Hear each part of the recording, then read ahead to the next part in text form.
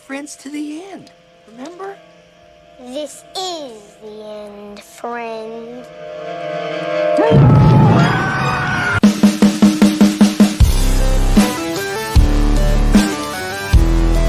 I'm not gonna hurt you. I'm just gonna bash your brains in. Why don't you just take your mama home some chicken, and then I won't have to stuff my boot all up in your ass? It's time. Line up. Let Neptune strike ye dead, Winslow!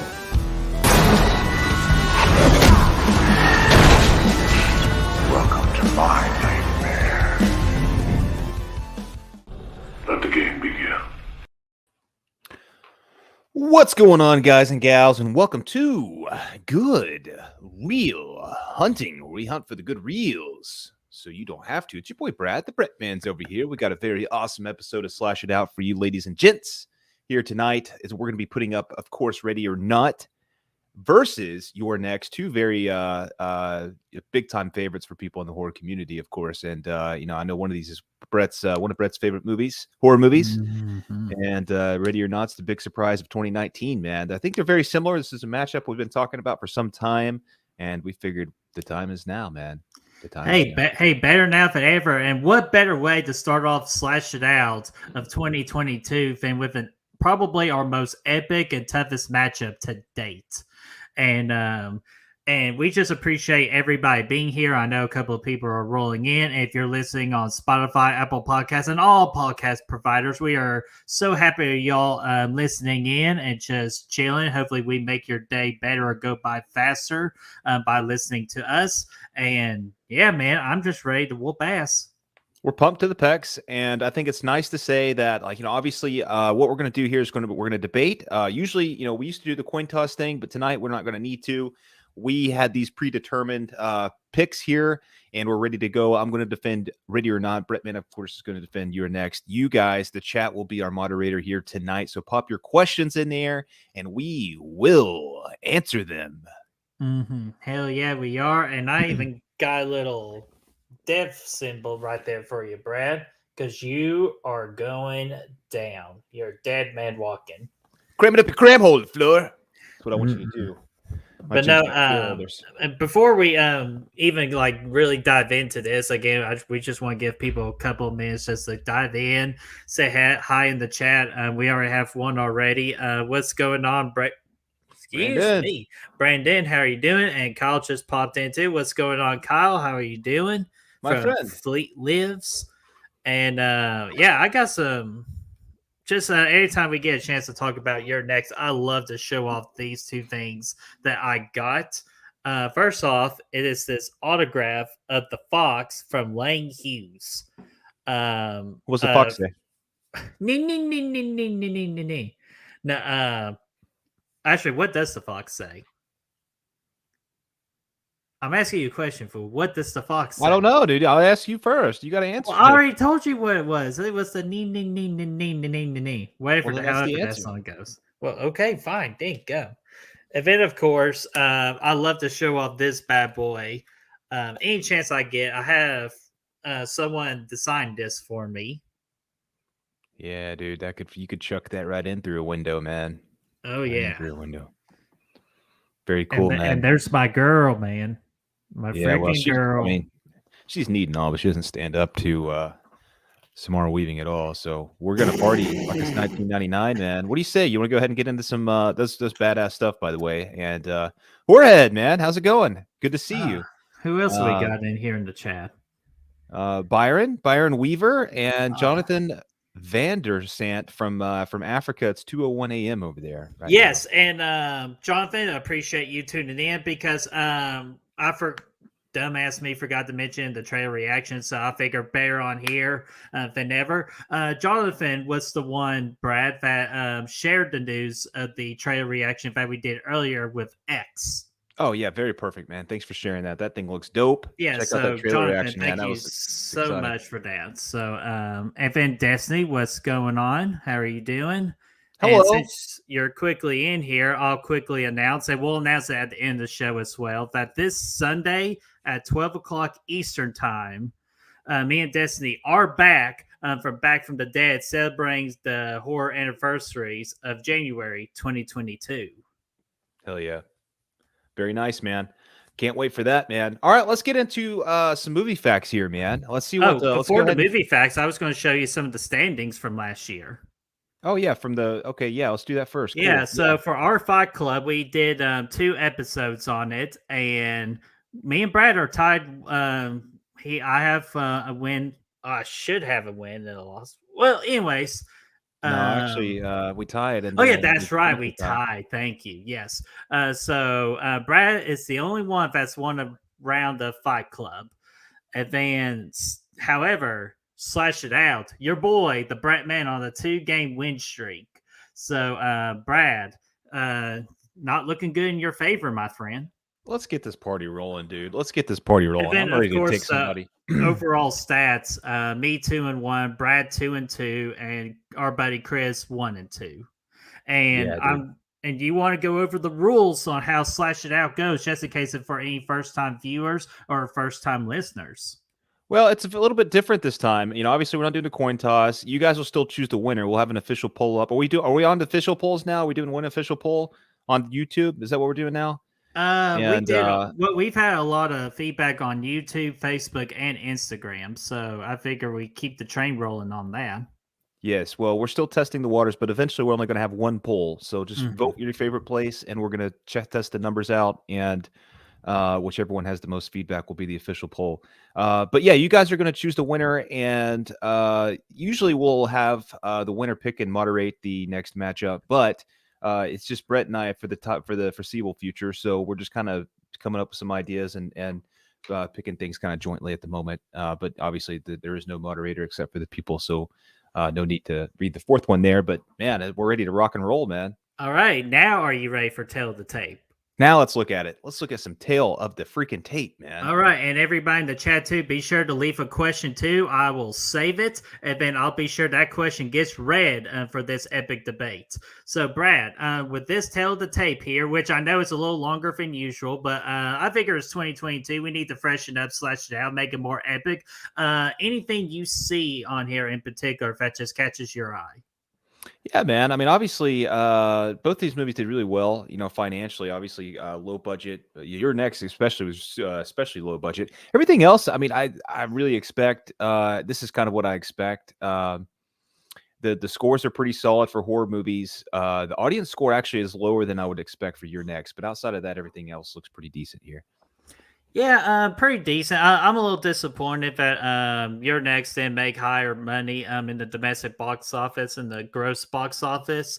I feel like it deserves to be higher, but I understand it. This was probably one that people have found in the late game, kind of like how I did. Found it on Netflix, and I'm glad I did, because this movie, man. After just watching the typical cliches over and over again with Final Girls, we just get a whole different Final Girl. Like, dang gummit. That's why this movie is so important to me, and how much I just have so much fun with this every damn time I watch it. Yeah, hell yeah, man. Yeah, and then it's just note that my movie had a budget of $1 million, and we had a $17 million like profit there, like for the U.S. domestic. So hell yeah, like that, you gotta admit that's pretty impressive. Yeah, dude, it's great numbers, man. It's I like the optics here. I really like the optics. The optics are excellent. So yeah, man, I think what we can do now, I'll tell you what, Brett, man, while we're waiting on the questions to roll in, we'll go ahead and get started. We'll kind of do what we did last week with the categories, and we will do a coin toss.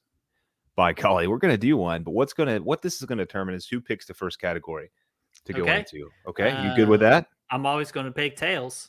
All right, here we go. It's heads, though. Damn it. Okay, before you choose your category, more people popped up in the chat here. You said hi to Byron, right? Yes. Okay, just wanted to double check. I did saw Bacon, if I can find him. There he is. If it will pop, there it is. Bacon, what's going on, Bacon? And then let's see here. Oh yeah, Destiny kind of said the same thing I did. I saw Your Next on Netflix years ago on Netflix. Really surprised me. Yeah, that's where I found it, and I was just with the picture of the fox mask. Like that is what really caught my eye with the movie, and just immediately, like kind of like with the poster they selected on Netflix. So good job Netflix on doing that. Yeah, man. And I concur. Byron even says I got a future video idea / live stream in mind. I would love to see you guys dreamcast for Halloween Returns, the unmade movie. Yeah, that's actually not a bad idea, man. I like that. I've checked out the script out. It's pretty sweet. That is a good idea. And we do have a certain Goodwill Hunting 2022 coming up that we have big plans for the Halloween franchise. So you might never know. We'll probably do that idea for Goodwill Hunting. Hell yeah, man. All right.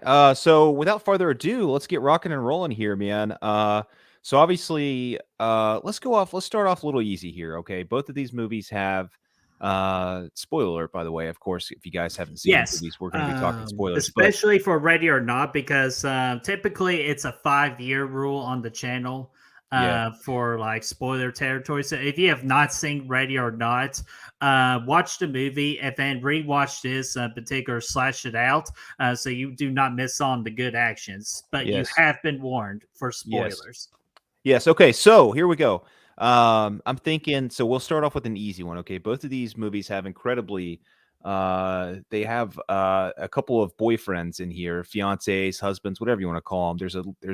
You got the final girl, you got the love interest. Both of them turn out to be dicks. Which one is the better, I guess, of the two?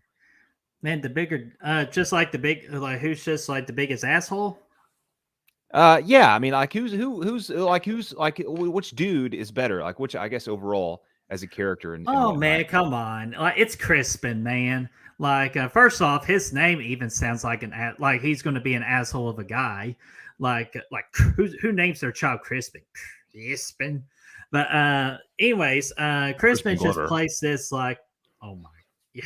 Okay, yeah, sorry, Crispin Glover. But anyways, Crispin plays this kind of like this foolish game, like kind of like hides his true emotion, just true motives and all that at the beginning.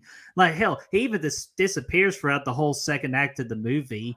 Like so. You kind of like even forget about him, but that's just by design of the movie. And when that third act hits and the big second reveal that he was behind the killings as well, damn, like, and here's the worst part of it: he wasn't even there. Like, he didn't even have the guts to be there to help his brother Felix.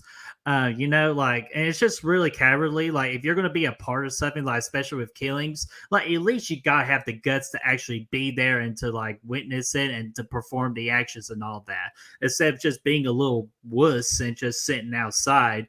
And I would even say that's, like, the most selfish thing of all, but not really. It's his speech he made towards Erin at the end of the movie, kind of like trying to tell her, hey, we can still make this work. We can still get the money, and just pretend like you witnessed everything, kind of like the according to plan. But no, Erin wasn't having that. Not today.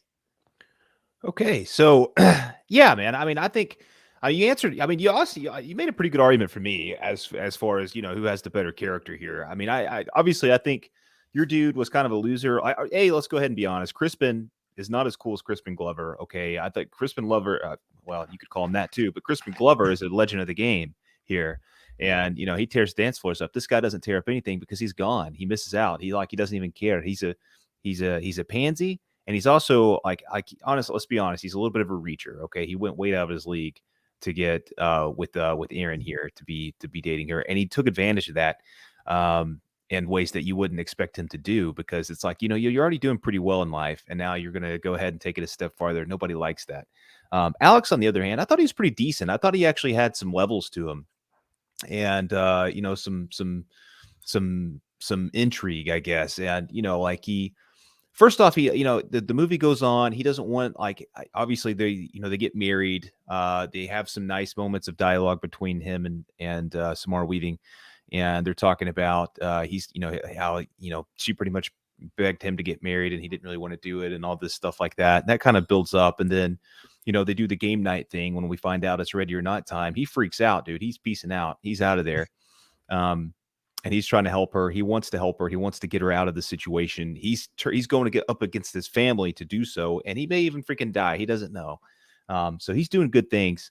And what I really like about his character, though, is that moment they have in the little secret hallway. And she's freaking out. She's like, "Hey, why did you do this? What the heck, man? I don't want to die tonight. Why did you let us get married or whatever?" And then he, like, almost in tears, he's like, "You know what? If I would have told you this, you would have left." And I thought that moment was really good. Just kind of adding some layers to his character. So overall, like, I thought there was a little bit more to chew on with his bit than there was Crispin freaking Donut Boy. I don't know why I said that, but I feel like he likes donuts a lot. Yeah, and I'll even admit to in that hallway scene, Alex goes like, "Well, I kind of did give you a way out," and she goes, "You think this is my fucking fault?" Like, yeah. See, it was a great moment between those two guys. But see, that's the problem, Fo. You're saying who's the biggest asshole? The biggest character, most of the characters. But like the movie, like most of the movie of Ready or Not, Alex was on the good side, and just like split last second, third act, like he has to suddenly turn bad guy, while Crispin did a way better job. Like Your Next did a way better job, kind of like making that make sense towards the third act of why Crispin is a bad guy versus of Alex being a bad guy of Ready or Not. Crispin didn't make any sense. Like, I didn't understand his motives. Like, he's just gonna do this just for, like, he doesn't seem like that kind of guy. Who gives a shit, dude? He's doing very well. Like, they give a shit. They could sell that fancy ass car they drove in with, dude. Like, they're obviously living above their means. Like, there's other things they can do besides kill their parents and get freaking murked by your girlfriend. Like, there's better ways to go. But I thought his was kind of, they threw that in there to have that nice twist, and it was good. It was fun, but it's like, come on, like this. No, come on, let's get out of here. Like, that's not the other guy I can buy, but this guy, come on. And I think Alex had so much more depth to him and more, more to chew on. Mm-hmm. Yeah, and sorry, I gotta read this comment from Flame for a Fluff. What's going on, my friend? We should up the ante on these. Maybe the loser gets a nut kicked. Dude, that's what I've been saying, dude. I've had this freaking death nut challenge for the longest time, and I said, Brett, man, I don't think that's what he meant. Yeah, I know, but I just that's where I went with it. Oh man, like I cannot imagine that. And see here, Jonathan says, "Oh, actually, I'm going to save that more towards the end after the debate's over. It's some Scream talk. I know everybody's excited for Scream 5, and that's kind of a reason why we did this particular episode, because of Brad's directors for his movie." Oh yes, for sure, man. Oh yeah, here's Byron's comment here. I love the writing on both films. It's sad that Your Next didn't get a higher score on Rotten Tomatoes. You know what? I agree with that. But you got to remember, Rotten Tomatoes, most of the people who rate those are not really what we call horror fans, like true horror fans. And it really does bug me. And hopefully one day I can get a secret or me and Brett can get a secret project like up and running, and hopefully we can fix that. Yeah. Yeah, man, that would be cool. That'd be pretty sweet, man. And then, actually, sorry, hers goes like way up here. Crispin went in knowing how the night is somewhat supposed to turn out. Alex went in knowing that hide and seek could maybe be picked. He did know that, but he knew, it was the probability was low, right? And I think he went in you could see it, like, hey, you can't. I mean, obviously, you can't tell your fiance, like, hey, if we get married, we're gonna freaking play hide and seek that night, and you're gonna get murked. Sorry, you can't really do that, because then you're like, okay, your family's psychopath. She was gonna leave, and then obviously, you can't do the elopement thing. There's elements there. So yes, he was a little bit selfish. Actually, it was very much selfish, but they do a good job in the writing to at least provide some motivations for him. Yeah, and she also includes, like, along with that, and Crispin didn't necessarily turn on Aaron, just put her through this. Alex helped try and sacrifice Grace. Mm-hmm. Yeah, dude. Yeah, that is true. Like Crispin, yes, he was an asshole, but he still did care about Aaron. Like just even like still offering her like they can still take the money and all that. While Alex, cared about her at the beginning. It just randomly just turns on her. And it's just like to me, just that's like a little nitpick I have about Ready or Not was the Alex character more towards the third act. Yeah, I mean he does turn, but it's like, hey, we're gonna die, kind of deal. It was like a life or death situation for him. Obviously, it does not justify it. But and then Heather says, Grace is awesome. She is up against assholes and supernatural elements. Oh, we'll get into that debate. That's probably going to be like our most heated one of the night when we get there. Oh, that's an easy decision, dude. Flameflower says, did they ever say why they killed the neighbors in Your Next?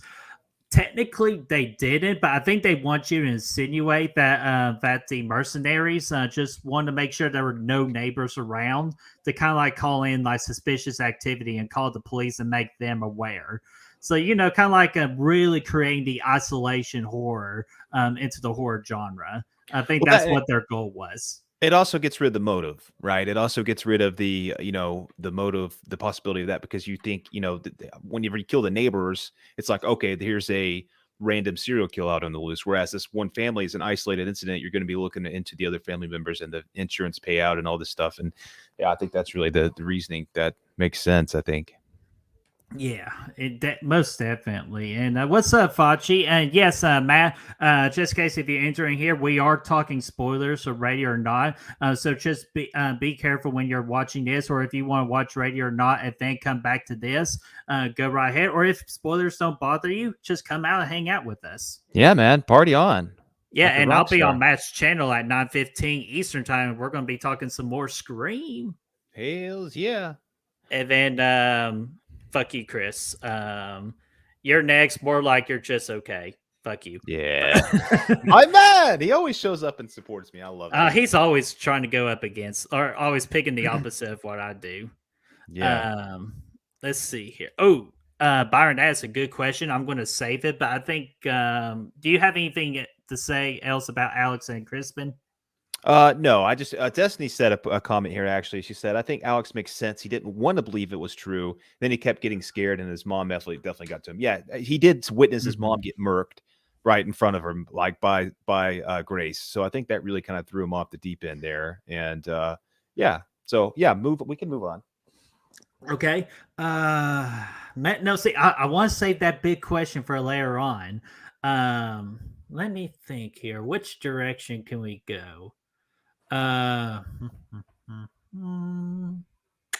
Okay, I got one. Which of the two movies, which one had like the best like side characters? Like versus like not focusing on our main final girls, and then we already talked about Crispin and Alex. What about everybody else, like including like the villains and your family, your batshit crazy family? But this is the easiest question that you've ever thrown at me, Bert. I'm going to go ahead and consider this a softball lob, and I'm just going to knock it right out of there. So here's what I'm thinking, man. I don't remember hardly any of the characters in Your Next. Obviously, I do because I've seen the movie a lot, but there's not a lot about them that stand out from an objective standpoint. You have the one dude that he's kind of funny at times. The guy that gets the arrow stuck in his back. I forget his name, but he was pretty cool. The rest of them are just kind of like, the parents are like, just kind of mediocre characters. Aaron obviously was a standout, but that's really what the whole thing's about. Even Crispin, I thought, kind of, and then everybody else obviously is just very forgettable, especially the other two killers. Like everybody, there's so many things going on and whatnot. But in Ready or Not, dude, there's so many fun characters in this thing. You get the crossbow dude sitting on the toilet. I'm pretty sure his name is Finch, but yeah, Finch. Yeah, Finch is a good name for him. He's sitting on the toilet. He's got the crossbow. He's YouTubing. Like, that's memorable. Like, you're going to remember that dude. The mom is very memorable. Obviously, her kill was really good too. And, the way she has plenty of fun interactions throughout the movie, both with Grace and Alex and many other characters. She's very good. Daniel was a standout here. I think he's actually higher in the rankings of characters than Alex is. Like, he's actually more of a main character. Obviously Aaron Brody. No, I got Brody. You right here. If Adam Brody is the dude. There it is. That is Adam Brody. Yeah, right there. Just because Destiny loves herself some Adam Brody. Oh, he's great. He's a great character. And, obviously ends up being a hero towards the end of the movie. Like, he starts off like, oh, he's the drunk brother that's hitting on me, is the way she describes him. But, like, yeah, he's drunk, but yeah, he ends up saving the day. Even his wife is very memorable. Like, she's the one, like, she's just kind of there for the money. She shoots at her own husband at the end of the movie. Like, it's all that stuff is good. Very memorable. Obviously, I think Daniel's wife even, I mentioned her already, but there was the sister too, the cocaine sister, the one that keeps shooting people, the wrong people. Yeah, I mean, like, she's in the mirror. She's talking to herself in the mirror. She's like, "You got this, girl. Come on. Yeah, let's go. Get pumped. Get jacked." Kind of like Leonardo in Once Upon a Time in Hollywood, when he's trying to get his audition. Yeah. So, yeah, I mean, there's so many characters that when you think back about the movie, they really stand out. Daniel alone, I think, wins this category, but the rest of them are very memorable. Okay. Even the butler dude, man, like, he's like the random butler dude that doesn't show up. Dude, he doesn't show up until like 2/3 into the movie, and he's still more memorable than like all the side characters in your next. He's singing, like, he's got his jams playing when he's riding in, and the gates are opening up, and like, yeah, he's good. For some reason, I just can't stand that dude. Like, I know that's like the movie, but like, actor wise, I just couldn't stand him. I wish, like, when Grace poured the hot like water, like the tea, all over his face, it would have gotten the entire face, so I wouldn't have to look at that. But no, Brad, your family is very memorable, but I think my family is more realistic. Like, and with my movie, they try to take the more realistic approach just as much, because what is going to be different between our movies, Brad? Yours tackles a supernatural element, and that just is a whole nother playing field. While mine is like more of the house and like intruder type film. And so again, it's like two different fields, and you got to play the scenario in different ways. And my family did a more realistic, more serious tone, but they're still memorable too, because again, we got our two main bad guys, not the ones in the mask, but we got Felix and Z.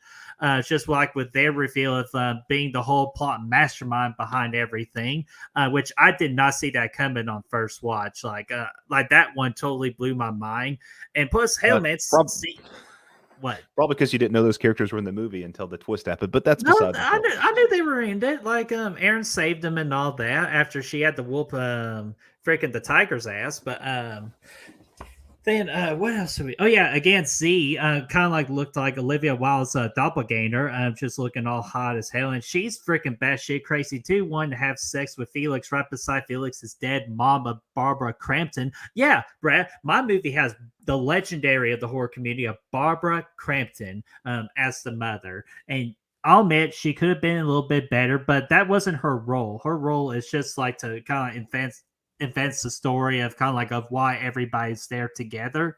But man, we got like more characters and all that. Like, we already talked about Crispin. Let's talk about Crispin and Felix's other brother, who was kind of like a little bit the comedic relief of the movie, like with the arrow in his back. Like, yeah, that's the one. Yeah. There's a scene where they go like, who's the fastest of the group? I'm the fastest, but I got this fucking arrow in my back. Like he's like the comedic relief, and his he says some funny stuff, and he is entertaining in this movie. So my family, I was again give them the edge over your family, just because again it's a more realistic approach to the scenario at hand, while your family has it's just different just because of that supernatural element. Yeah, I mean, they're just freaking. I mean, they're supernatural. Yes, I mean they're dealing with that, but they're more entertaining and they're more memorable. And I think that's really what this category comes down to. Story wise, I mean, is one thing, but these characters are just so much fun. Like, every single one of them have their own little quirks and different things that make them work and make them stand out on their own. And they're not just written in there as just throwaway side characters to get chopped up. They're actually thrown in there and to provide. They all provide a certain value to the story. Whereas Barbara Crampton, like I don't even know what she does in that movie besides go take a nap and die. And then same thing with pretty much everybody else. The killers were completely. I mean, I like the fact that they were random and mercenaries that seemed very realistic and cool, but obviously they didn't have any value to them. They weren't really random mercenaries, though. They were actually like brothers, like they served with each other. They include that detail in it. And to me, that adds a layer to the villains, like to their character arc with this movie of why they're doing it. They're not doing it just for money, but they're doing it for one another too, to make that money. And just how the lamb guy just reacts after his brother, the tiger, get pretty much just annihilated. Like, and you could just see like how pissed off and how emotional he gets. Like, these aren't just random villains. Like, they actually have a bond with one another. And the movie did a really good job just kind of like looking into that detail. Yeah, man. I mean, yeah, but I mean, like the family, like obviously the brothers knew, but outside of that, it's a random, like as far as the villains go, they're random, and they like once the reveal happens, it's like, oh, okay, cool, they're mercenaries, they're brothers, nice, but like I just didn't have that. Yeah, I don't know. There's not a lot of character to them besides what you just mentioned. I got you. Let me see some of the comments here. I saw a couple. What's going on, M85? He suggests us a feature matchup here of Straw Dogs versus I Spit on Your Grave. It's a good matchup. Yeah, I mean, you could throw it in Last House on the Left in there too, man. Just have a triple. Oh yeah. Oh my god. Oh gosh. Last House on the Left versus I Spit on Your Grave. Wouldn't be a fun week of watches, but no. Whatever. But hey, we are always happy to take suggestions. So thank you so much, and M85. Yeah, it's cool. That's definitely a cool matchup, man. Straw Dogs is good. Oh yeah, hell yeah, it is. And Byron with a question real quick from earlier saying, do you guys think that Your Next should be a one-off or get sequels? And you know what? And I'm going to ask the same question too, of kind of like to elaborate on Byron's question. What about Ready or Not included in that particular question?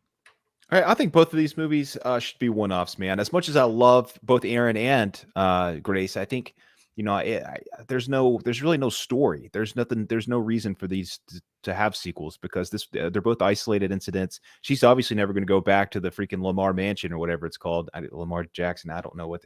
Either way, LaDon. I can't remember. I'm not good with names. But I mean, she's not going to go deal with that again. Like that's a one and done story. As is Your Next. Like it's like telling somebody, "Hey, I'm never going to kill you to kill Terrence again." Kind of deal. It's like it's just not going to happen. Okay. For Ready or Not sequel, no. But if they want to go a prequel route, there is like some potential there. But I'm kind of like on the side for that particular story. It pretty much told what it wanted to tell. So Ready or Not, I'm good with no more movie of that, even though I would love to see more Grace and Samara Weaving. But but Your Next though, that's a little different because we did end on that little like cliff note of Aaron getting shot by the officer and the officer getting killed. I want to know what happened next after that. Like, did they believe Aaron's story and all of that? And just you can easily like put her like in a whole nother scenario where she has to get out of crazy shit. But do I think that will actually happen? I don't think so, because if they were going to do it, they would have already done it already, like in 2015 or 2016. I think Sharni Vision is not acting anymore. From my understanding. So I think they missed the mark on that. So I would love to have another one, but I don't think they're going to do another one. Yeah, man. I like that ending too, man, for both of them, but for Your Next, I don't want to see that. I like the way it's kind of open-ended and, you never know what's going to happen after, and it just kind of ends suddenly. I love it. Mm-hmm. And then, yeah, M85, and after credit scene would have been cool. And then Chris says, you can easily do a prequel to Ready or Not, but no Samara, and I'm not good with that. And you 100%. Know what? And that is 100% true. So, yeah, she's the. I mean, she makes that movie, man. Mm-hmm. And Destiny says, I wouldn't want to argue for those movies, for the one and done for both. Yeah. And you know what? And I can see that too. But we kind of live in the world where if something hits, they like to try more like sequels and prequels on it. So we do live in that kind of movie world in our industry. But I feel like, again, with Ready or Not, the story's already been done. And Your Next, they missed the mark on it. Yeah, man. I think so. But I'm actually glad they never made a sequel to it, man. Okay, man. You ready to get hit with another bit of knowledge here? Yeah, absolutely. And again, chat, if you want to contribute to this debate with a debate type question, just again, drop it in the comment section. I'll highlight it, and I promise you it will be read. Okie dokie. Yeah, all right, man. So go ahead, Brad. What's your next question? Let's just go ahead and jump into the kills, man. Let's talk about the kills of the movies, man. Oh man, it's mine, man. We got very memorable kills in my movie. Like with the lamb getting the older brother's wife with the axe. Not only like he doesn't do it immediately, though, but he punches her in the damn face to go through the window, and then just slams her into another glass table and then does the axe. So the lamb is very like calculated on what he wants to do with his kills. And then we get Felix killing his older brother with all the freaking screwdriver, like either screwdrivers or Philip has screwdrivers. It's pretty much screwdrivers. And he just repeatedly keeps on stabbing him. He even makes a joke, goes, "Would you just die already? This is already hard enough as it is." Like, so a little like again, black humor into that particular kill. And then of course, we gotta go with all of Erin's kills, man. Like, they're just so damn epic. It just shows her being such a damn badass. Just how she just again annihilates the white tiger with the little meat, kind of like the meat pounder mechanism, and then you get the lamb with just a stab in the eye. And to me, what one of the most brutal kills in the movie that I feel like doesn't get talked about a lot is the fox's kill, where the camera flashes to blind him and then to beat the shit out of him with a brick. Like, holy crap, it was damn brutal. But let's go ahead and talk about the most brutal death in this movie, and that's the freaking blender, man. Who wants a freaking brain slushy? I do. No, you don't. That's nasty. Good for you. Yeah, man. But hey, yeah, make you smarter. But just like how you shouldn't compete against me with this particular topic. But back to the kill, though. The blender thing was absolutely awesome. That's just so creative. I've never seen that been done before, and that's unique. And then as soon after that, she just freaking gets C with the knife that's stabbed. Like, Erin got stabbed by Felix, and she takes that little knife and just bam! See, right on the top right there. So a lot of great kills in my movie, but some of those are some of the big highlight ones. Yeah, man, those are good. Obviously, these two movies take different approaches towards kills. Your movie does a lot of, it's really there for shock kind of value, and some of them are there for, some of them are kind of fun, obviously, but a lot of them kind of come out of nowhere. You got the arrows coming through the windows, the freaking, the sprint line that chops heads off and all that shit. Oh yeah, I forgot about that. Like with the younger sister with that little wire rope. I thought that was badass too. Yeah, that was good, and they're all great. Especially the first time you watch it because you don't see them coming. But I think my movie takes these things. Obviously, it gives the kills a little bit more fun. Like it's stuff you're still not expecting. Like, two of the people die because the cocaine sister is shooting. She doesn't know how to aim and shoot guns. When Grace is there hiding behind the bed, and she freaking blasts that other girl away, and she's like, "Yeah, I got her," and she's like, "Oh well, shit, that's the wrong one." That's hilarious. Like, I mean, that's very fun and creative way to bring your kills in. And then later, she immediately gets the crossbow and immediately fires it off, and shoots the other girl in the freaking neck, and and then Aunt Helen comes in with a damn axe, freaking Midsommar style, and finishes the job because she's just not shutting up over there. Obviously that's great. Like, you get the other ones too, like the dumb waiter, where the girl's in there and she's like, "Oh, I'm in here," or she's in here, and the waiter starts to close and she gets crushed. That's fun too. It's another one that's just kind of funny. It's like it gives some comedic. I mean, it's comedy, right? It's horror comedy at this time. Obviously, the mom gets the most brutal kill of the movie here. She gets her freaking face smashed in by Grace, and I thought that was a great moment. Obviously, that one is what kind of makes Alex go cuckoo in the Coco's nest, That's whatever the hell side. That means. Yeah. So I think that one's pretty good too. But obviously, my favorites are the ones at the end, man. The night ends, the sun comes up. We're all sitting here thinking, like, was this just a really awkward night of freaking hide and seek and everything's fine now? because it gives you that minute there or two, or that, a few seconds, I guess, to think like, okay, they're not actually going to die, and they just did all this shit for nothing, and then they just start exploding one by one, and like just exploding, like that's what they're literally exploding, and blood's going everywhere, and Grace is getting covered in blood, and it's like just one at a time. The one, the crossbow dude freaking explodes, and then I mean, it's all good, and they save some good characters for the end for that to kind of give a bigger impact, because that third act was rolling, and then all of a sudden everybody's exploded. Yeah, and I'll even admit too, and I'm sure we'll talk about the third act here in a minute of who had the better third act, but damn, did not see that coming, the ending of Ready or Not. And to me, that's like what really tipped it from like a 4 out of 5 to the 4.5 range, was that pretty much that ending alone. But that's kind of like you were touching upon, like you were saying your deaths were funny. It all really just depends on the movie, like kind of like the style. Like, again, your style of kills worked for your movie, while my kills worked for my style of movie. Like, they weren't really funny. They were, again, it's like two different tones of the movie, where yours is like more little light with still some dark elements, but we really tackled with the dark elements with my movie. Oh yeah. Yeah, So, man. All right, let me before I get to some of these comments, if y'all are ready just pretty much for the main event question of the night of Final Girls, just let us know. Just pretty much just type Final Girls so we know y'all are ready to talk about that. I'm telling you, that's going to be heated, just because I've been preparing for pretty much most of my life for this particular moment. So Easy, man. Easy. Yes, and Destiny brought up a great point. The guy that plays Felix, and I got the cast right here, Nicholas Tucci. Hopefully I pronounced his last name right. He did sadly pass away in 2020. And that was really sad. Yeah, it's very sad. And then Mia, what's going on? Your next is supremely unmatched, and that she will also defending it your next until she dies. Which hell yeah.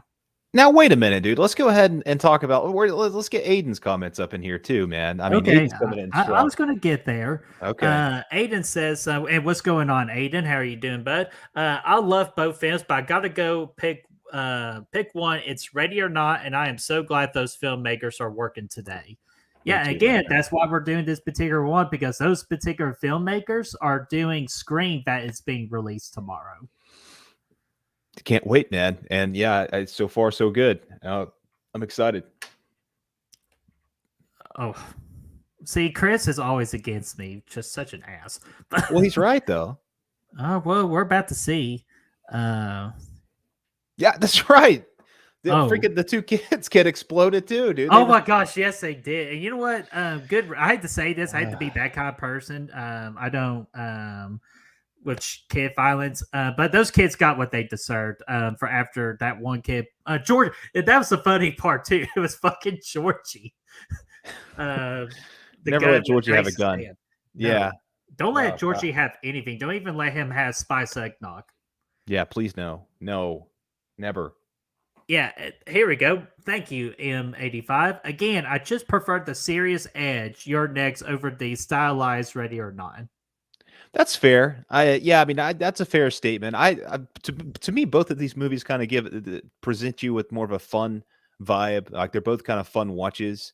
But I think, I just think Ready or Not does it better. It's more entertaining for me. Mm-hmm. Let's see here. I just want to make sure I didn't miss any more comments. I think we're good at the moment. And you know what? Screw it. Chris just motivated me. Are you ready to get down to the big topic of the night? I am ready to rumble. And that's going to be my question. Who's the best final girl and why? Easy peasy. Okay, it's obviously Grace here. Let's go ahead and tell a little bit of a story, Brett. That story is the fact that Erin starts out in this movie she essentially starts out as a side character, right? Let's go ahead and that's the way she starts. I know it's written that way, and she kind of comes out of nowhere as the hero here. But it takes a while for her to get rolling before anything to really happen.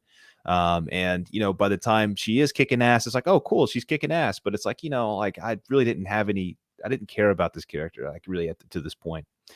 Grace is opposite, man. From the very first time you see her come on screen, she totally steals it, man. She captivates the viewers.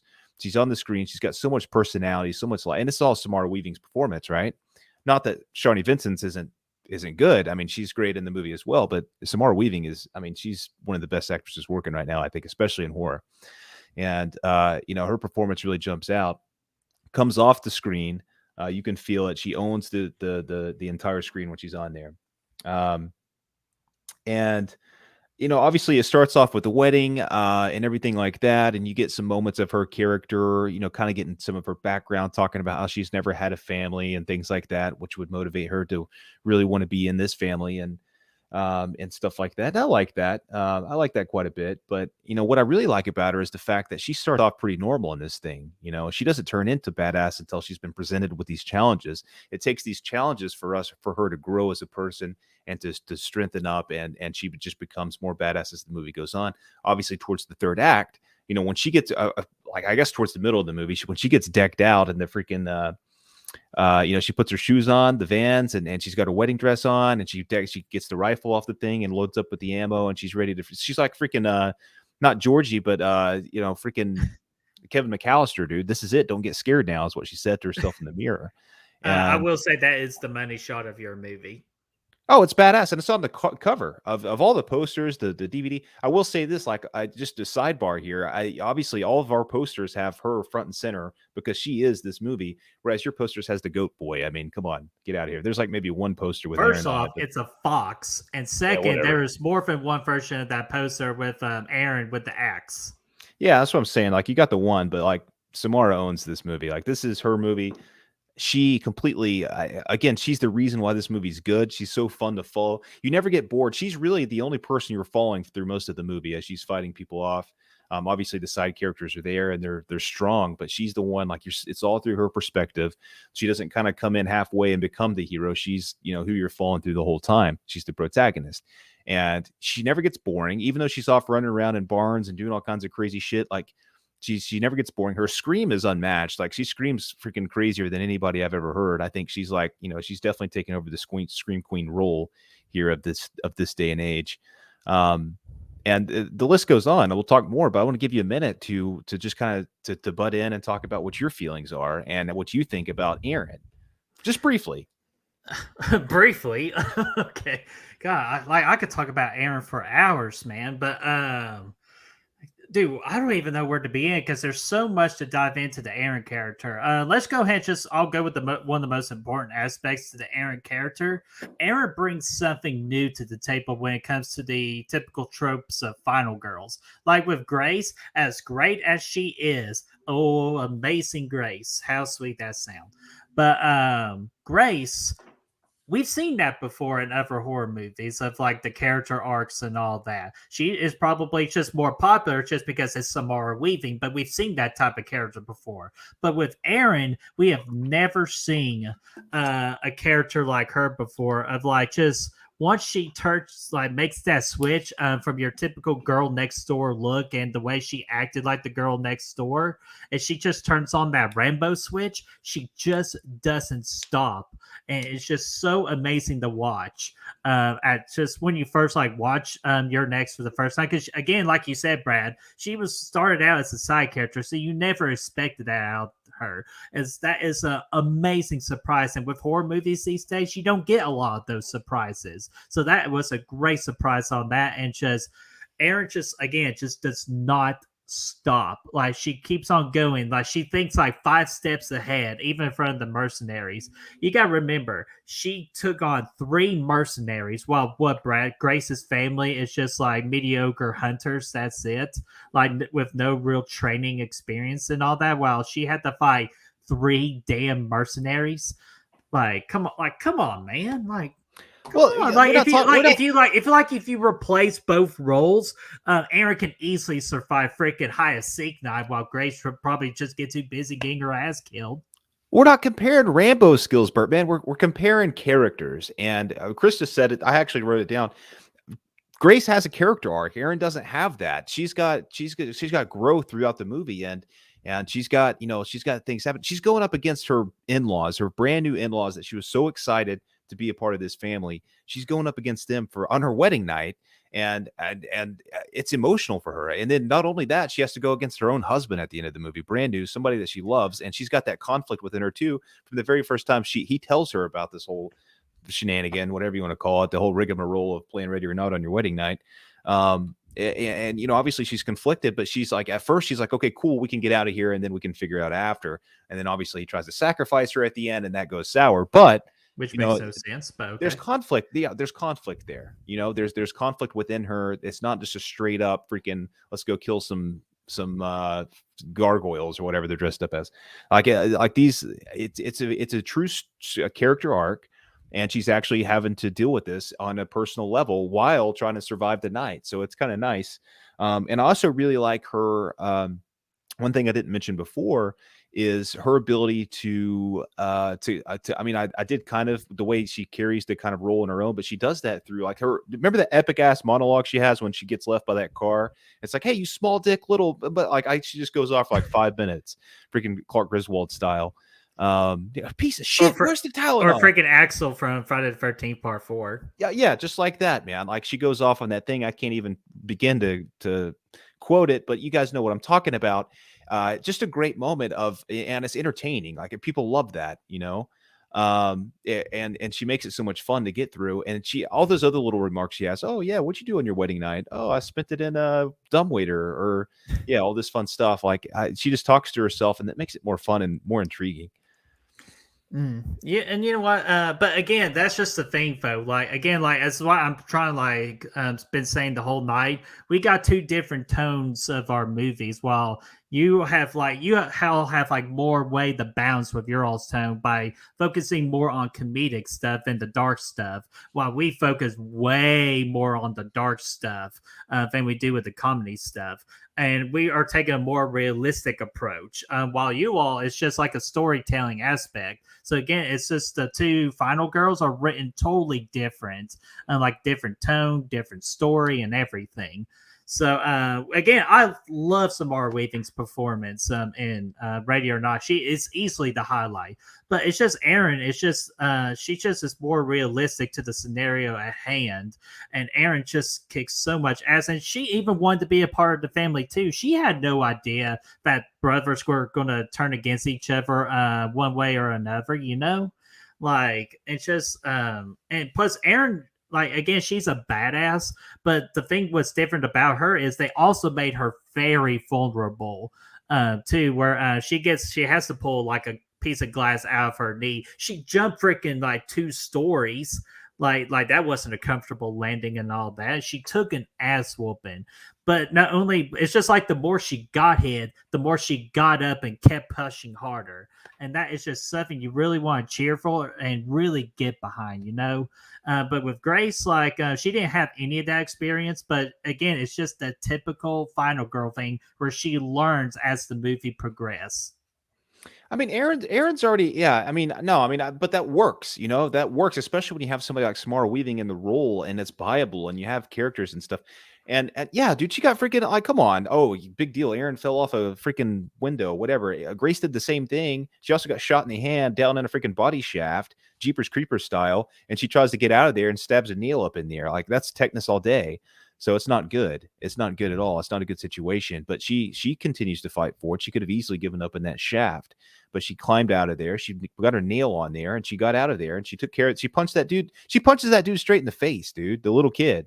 Like, she straight up freaking murks him. Like, she says, all right, you're out of here. And by the end, she's chopping mom up with the freaking, you know, she's punching her in the face too with the damn brick or whatever it was. Completely smashing her, man. Oh, the game card drawer thing. Yes, that one. Yeah. But then, I mean, at the end, like, she's covered in blood. She's got the wedding dress on. She's covered in blood. And when she finally gets off the sacrifice table, like the way she's just kind of running around in there and like, just, you know, you stay away from me and all that. She's strengthened as a character and she's like, get the fuck out. And then she goes out, she has to smoke, fuck the in-laws, right? You know, like that's what you do. So I think that's, yeah, man, I just, it's from an entertainment value scale, it's way better. I think Erin, she's not entertaining enough to carry the movie on her own. I think, you know, I always kind of get lost in that second and third act from, you know, okay, this is still going on kind of deal. Like, you know, but whatever. But yeah, see, in a way, again, that's not fair because again, it's the two different tones of movies. Of course, everybody's gonna remember Grace or prefer Grace more, just because just that side of the movie is kind of like really focusing on the entertainment aspect, while my movie again has a way totally different tone than that. And I'm sure, and again, Aaron, it doesn't fit in like the Ready or Not world. So I'm kind of glad that they didn't give her that kind of personality because again, with kind of like the survivalist mentality, they don't make jokes and all that. They just freaking survive, man. That's all they do. Yeah, well, I mean, they do, but they do it very boringly, and they do it in a way where you lose interest. After a while, I think you could have cut about 20 minutes out of your next, and you wouldn't have missed much. Just a lot of running around and hiding and being quiet and stuff. And a And I pretty think sick John Carpenter type score. But we'll yeah, get to that in a minute because I do have a question on that. But the score was good. But yeah, I tell you what, dude, you take Grace, man, like that character is so good. You could take that, like, what if you could put her in Evil Dead, and she could be like a freaking Ash Williams, and she could carry that, like the same character, you know what I mean? And it could work. Whereas Aaron's like, there's just really not a lot of personality there. She's badass and she's awesome, and she's, we love to see her freaking murk people, but there's the personality is lacking. It's not there. It doesn't jump off the screen the way Grace's does. And it's not, as relatable. And yeah, it's just nothing really from a character standpoint, there's nothing that really stands out about her. She's Rambo, but in a different setting. But and the last thing I'll mention on this particular argument, just with Erin, though, I think she'll be she might not be remembered more than Grace, but I feel like Erin's type of final girl will live on forever. Just because we don't get a whole lot of like Erin type final girls into the horror genre. We get more of the Grace type characters, kind of like with the final girl tropes. Because kind of like Grace kind of reminds me of like some classic like 80s final girls too, but again with that 2010s kind of like twist to it, more modernized. But I feel like Erin's type of final girl will live on forevermore. Ironically, yes, I guess the way her character is presented is more cliche, but she's done it. I mean, nobody's done it as entertainingly as she has. I don't think it's just, it hasn't been done to that level. And Chris says it here. I agree. I think, ironically, I guarantee you people have seen both movies. More people are going to remember Grace than Aaron. And I believe that to be true because of her personality. Mm-hmm. And the entertainment, and it's just how Ready or Not is more entertaining than Your Next. But again, that's Aaron. Your Next, it doesn't really didn't really tackle it for the entertainment aspect. Like they threw some entertainment in there with kind of like the dark humor, but it's just against a totally different style of movie. So again, I can always see why people pick Ready or Not and pick Grace over Aaron and Your Next. But it's just when it comes to an overall movie, Your Next is just better. But let's get some more. Let's just get some more comments here. Scrolling back to the top a little bit. Earlier, Destiny said Aaron will definitely kick Grace's ass, but Grace has more charm. And I'll admit, that's absolutely correct. Even though Aaron did show some of her charm and Girl Next Door kind of like tendencies at the first act of it, but immediately you knew it was just an act. Just kind of like throwing kind of like a fake personality out there, really hiding who she is. But trust me, we got to know who she is. We saw her chop some people up with blenders. Oh yeah, and then she Destiny made a comment on that, but and when I find it, I'll share it. She said we need more blender kills because something had a blender kill. Was it? Yeah, I'm trying to find that comment. Like y'all are like going in the chat, and we all really, really appreciate it. Yes. If you see another comment, oh, here we go. Oh, actually, I think we read this, but just in case, Aiden, Aaron is amazing when it comes to combat skills, but Grace has more charm and a damn great character. I agree. I mean, I agree that obviously Aaron is going to beat some ass. Like she's good. She definitely would beat Grace's ass. But I mean, the personality is really what this is all about, and just the value of the character, I think. And Heather says, points for Grace for punching a kid in the face. I approve. Kid was evil as fuck. Yeah, dude. He was an fuck asshole and he Georgie. deserved it. And then he blew up later. What's up, Mega Movie C's the Wolfman? What is going on, my friend? Hello, my friend. And he says, I'm ready for your next victory. Oh, my goodness. I like that. You got both of them. I like that. I see what you did there. Ooh, this might be a little bit of a controversial opinion, but M85 says Samara Weaving is the great value of Margot Robbie. I mean, they're very similar, but obviously, like Samara Weaving is like more like she does more horror movies, and she's obviously newer to the industry too, just barely. But I think obviously there's definitely comparisons there, but I wouldn't say great value. I would say honestly she does more in her roles than Margot Robbie does. I mean, she does the Harley Quinn stuff really well, and obviously she does a lot of stuff really well. But I just Samara is one that's really just came out of nowhere and is just taking it by storm. Mm-hmm. Oh yeah, and the movie from earlier, Brad, is Unfriended. There was a blender kill. That's right. Yeah. Yeah. I remember that one too. Oh, okay. Yeah. I'm sorry, MA5. He was kidding. Oh yeah, I mean the comparisons are there. Like I used to kind of say the same thing whenever you would see her, like because they look alike, they kind of act similar, and yeah, I mean it's there. The comparisons are there. Mm-hmm. For sure. Brad, anything else you want to add on to the final girl argument before we go to our first chat question? No, man. I think we're good, man. I think we're good. I think I feel good about it. All right. I feel really good about it because my girl can kick your ass. But yeah, Destiny brought up a very good question that I almost forgot about, and I was wanting to ask it, but I'm glad she did. What song is better, the hide and seek song or the looking for the magic? And we'll just kind of combine it with like just the overall score of the movie too.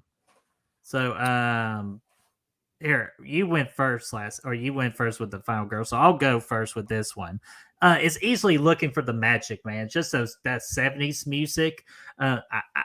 I'm looking for the magic. Like when you hear that song, you're instantly going to think you're next in the horror community. Like just using the 70s aspect of that particular song. And plus, it just kind of fit the song too. Because those mercenaries were looking for the magic, but damn, they were looking for the wrong kind of magic. And plus, it's the magic of freaking Sharni Vision, man. Like, come on now. And then we get some other good scores too, especially kind of like the one where Aaron's saying the axe trap, and we kind of sort of get a similar John Carpenter Halloween 3 Season of the Witch kind of like score right there, going the like. Kind of reminds me of Terminator. Oh, but it's so bad, but still, it's so badass though, and it's just so perfectly fitted into the movie. Everything else, I'll admit, is just average at best. But looking for the magic and that little bit of a John Carpenter score were definitely a highlight of this movie, and I feel like they outshined the score of your movie. Yeah, I mean, I think I do love the synth music they threw in there and stuff. I like that a lot. You're next. I would be lying to you if I didn't tell you it's on my playlist. I mean, I could listen to that on repeat. Looking for the magic. But yeah, that great song, love it. I do think though, and being truthful here, I think the hide and seek song does more for the movie though than this particular track. Like they could have slapped any kind of like cool 70s track into this and put it on loop next door, and it would have had the same effect. Whereas this hide and seek song is just kind of it really fits the tone and everything. And then when it comes back on at the end, it's like, oh shit, dude, you're gonna get ready or noted here. So yeah, I mean, I think it does a little bit more for the movie. Obviously, being a game of hide and seek is the main plot point. You would expect that, I guess, but it's cool. It's a little creepy, and we like it. Baby, I like it the way you move on the floor. No, I'm just kidding. That song wasn't in either of these. No, but you threw it out there, man. So fine. Okay, I'm trying to remember. Like, you did a question, I did the final girl. Do you have another particular question, or do you want to jump into the third act? We can jump into the third act. I'm good with that. I'm good. Alrighty. We'll do the third act, and I went first with the music question. So, Brad, you go ahead. Why is your third act better than your next? Well, obviously, I think it's fantastic. I remember the ending of your next, but I don't remember exactly what happened. I mean, I guess you had the boyfriend showing up and the whole reveal. Oh, let's take the money and run. Oh, yeah, good idea. Freaking, let's go buy some more donuts. But I like all that. Fat anymore. I like that moment there. Obviously, I love the way they end the movie where it's kind of sudden, but Ready or Not, man, dude, the whole movie's leading up, and you're asking yourself, like, what the fuck? Are these guys really gonna die if they don't kill this girl, or are they out of their mind? Like the whole movie, you're asking yourself that question, like we all did when we watched it. Come on. And we're all really interested and intrigued to see where this is going to end up and how it's going to turn out if they don't end up successfully killing her, murking her in the middle of the night, which they don't. They try to sacrifice her at the end. She gets caught after the car crash and everything. They come in. They do the Hell Satan thing. You got freaking. This is where a lot of things hit the fan. Alex comes in. He sees his mom get murked, so he jumps in on the fun too. He's like, now I'm going to freaking jump in here and help with the sacrifice. Then we get this. This might be out of order. I can't remember it all. It happened so fast. But the Adam Brody, Daniel turn here, turning into hero, saving Samara, getting her off the table, sacrificing himself, essentially standing in front of her so she can't be shot. Taking one for the team, man. A great character moment. He had a character arc too, and it comes full circle there at the end. So I love that. And then the sunlight comes up, dude. Everybody, and I love the way they do this because I would have been fine either way with how they would have done this. I think it would have been genius and very hilarious if the fact that the night ended and nothing fucking happened and everybody's like, well, that was awkward. Let's go get, have our honeymoon now, kind of deal. And that's kind of what he tried to do. And she's like, she said, no, you get over there. No. But it gives you enough time to kind of digest what happened and think to yourself, is this really going to happen or no? And then people just start fucking exploding like out of nowhere. Like it's absolute gold. It's the last thing I would have expected. I figured, okay, maybe people drop dead or whatever, but exploding, there's blood everywhere. Samara's dress gets covered in freaking blood. She walks outside and she's like, hey, in-laws, right? She's smoking the cigarettes. And that scene with her sitting out on the steps out of the mansion and just smoking her cigarette covered in blood, it's just it's infamous at this point, man. And that's something that you can, you're always going to remember. Ends on a high note. Mm-hmm. Yeah, and I'll admit, when the explosions happened, I did not see that coming, and I've just, again, that's what kind of like saved or made the movie from a 4 to a 4.5 like instantly. Was just throwing that explosion aspect, because I'll be honest with you, I thought that thing was just going to happen, and all of it was just shit. The crossbow guy didn't see it coming either, dude. The crossbow guy, but for fucking Finch. But here's the deal, though. Yeah, all that was fun and all that, but man, I love the third act for your next just because we finally just see Erin at her breaking point of just like, I'm just tired of shit. I'm just gonna just go all out killing these fools. Especially like with the whole Fox in the basement, just taking the brick and just beating the shit out of him, like in the face, and even seeing the aftermath and the gray cinematography of the blood on her. And then she goes upstairs and kicks not one ass, two asses at the exact same time too. 2-on-1 attack assault.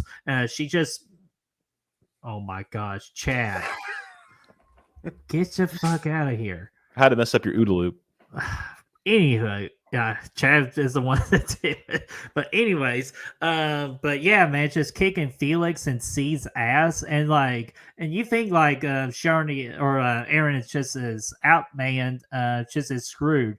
And plus you gotta remember, she's tired as shit during all this too. So she almost didn't have nothing left, but she just had enough to kick ass and had 2 awesome badass kills with the blender and then the little knife to the head of Z. All that was great. And then of course we get the second twist reveal of Crispin, and then that's when Erin just stabs Crispin in the neck, and he goes, "Why?" And she goes, "Why not?" And just stabs him right in the damn eye. And then we get that. And then we finally figure out what happened with the axe trap, and that officer just wasn't his lucky day. And just that your next third act was just so much damn fun, man. It's a good time. Yeah, I mean, they both have good, strong endings, man. At the end of the day, that ending of Ready or Not is a highlight of the movie, man. It's like the freaking, it's really, yeah, man. Mm-hmm. Explosions. Hey, cool guys, Chad. Don't look at explosions. I'm with Chad. Fuck Chad. But no, I'm just kidding. Chad's my boy. He knows that. But he always has got making fun of Aaron joke anytime he gets a chance. Yeah, for those of you not listening, Chad popped in, or just listening, I guess I should say. Chad popped in and said, Aaron is a dumbass bitch. She certainly is not. So that's 100% false on that. So I don't see anything else in the chat right now. Brad, do you have anything else you want to talk about? No, I'm good, man. I feel good about it, man. I feel good about it. Oh my gosh, he came. What's up? The legend, Filthy fucking Dan. What's going on, my friend? Saying your next easily wins. Dude, Filthy Dan, it's so great to see you, my friend. I hope you had a great birthday. He had a birthday recently, and it's just really great to see you again, Filthy Dan. Yeah, man. Long time no see, my friend. Good to see you around. Hey, he's pretty good at the game of hide and seek. I disagree with your comment, though. I agree. You can cram that directly up your cram hole. Stick it in your ear. Oh man, that's awesome, Filthy. Brad, do you have anything else? That's it, man. I'm done. I think that was a pretty good, fair argument. Obviously both movies are hella fun, and yeah, man, I'm done. Yeah, I'm done too. So we're going to officially end the debate right then and there. And we're about here in a minute, about to wrap everything up, telling you what's coming up on the channel and how you all can decide who wins. But I just want to give my last overall thoughts on both movies. Ready or Not, dude, Brad, you're absolutely right. It's hella fun. It's so damn entertaining. And I could watch that like on repeat, like continuously. Like if I can bring 5 movies to an island, like horror movies, you're Ready or Not would definitely be one of them. It's Samara Weaving. It's definitely this generation's Scream Queen. Yeah, man. I think it's very. I genuinely do find Ready or Not to be better for me. I enjoy it a lot more. I mean, obviously, You're Next. I've always loved it. It's one that was a big surprise when it came out, and it's one I continuously rewatch. But I think You're Ready or Not is far more rewatchable, more entertaining, and obviously Samara is just. I mean, she's just so good in the role, and so much fun to watch and stuff. So for me, I genuinely do like it better. But You're Next, I still love. I think it's a great time. And obviously badass with Aaron and some fun kills in there too. Mm-hmm. Yeah, and You're Next, man. I think it's just why I have such a connection to it is because when you were showing me all these horror movies like Friday the 13th, Halloween, and Nightmare on Elm Street, like a lot of them played that same typical trope of a final girl, except for Nancy, because again, she's in a league on her own too. But kind of like with Lori and like freaking. Yeah, Chad, if you're in here, fuck Alice from Friday the 13th. Just those typical like final girl like characteristics, But and I was like, okay, I want something realistic. I want something that I can actually believe in, or just something that can really happen. It's just something that's different. That's when I watched You're Next, and that's when I got Aaron. It's like the horror gods were talking to me and fulfilling my request, saying I will always have that attachment to the Aaron character of why she's easily one of the best final girls of all time. The movie is hella fun with great kills, iconic looks of the villains too with the mask. Just so amazing, great kills, entertaining characters in the movie. That's why I will always give this movie a 5 out of 5, and it's my 3rd favorite horror movie of all time, officially surpassing Halloween. And I know that's a controversial pick, but damn it, that's my pick.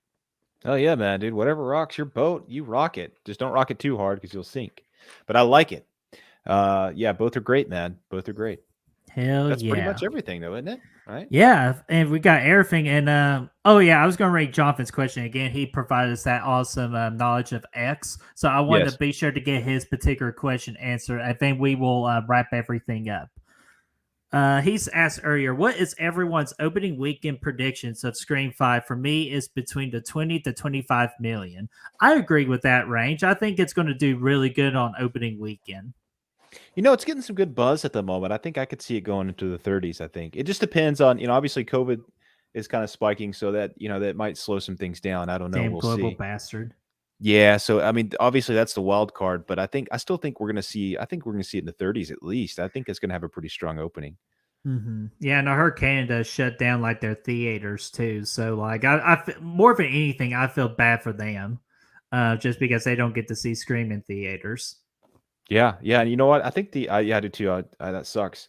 I think the pre-sale numbers are looking pretty good. I think from what I've last looked at. So I think I think it's gonna have a pretty strong weekend, man. Yeah, and with the reviews coming out too, they're looking really strong. And want to let y'all know too, because somebody brought it up in the chat earlier, with more people seeing it right before it comes out. Please be careful on social medias and websites.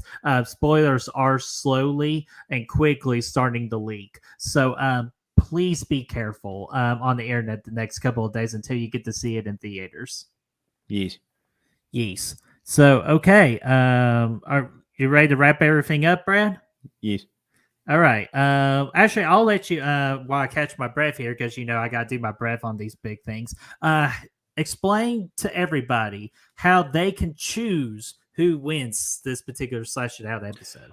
You just vote, man. We're gonna have a poll up tomorrow, and it's gonna be it's gonna be on YouTube, Facebook, Instagram, Twitter too. Maybe I don't know. No Twitter.